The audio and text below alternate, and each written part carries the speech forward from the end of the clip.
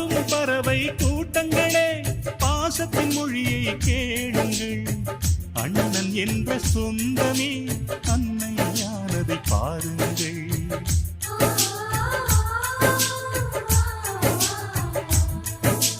சிலுவைகளை நீ சுமந்து மாலைகள் எமக்கு சூட்டினாய். சிறகடிக்கும் பறவைக்கெல்லாம் வானத்தை போல மாறினாய். விழியோடு நீ குடையாவதா? விழிகள் நனைவதில்லை.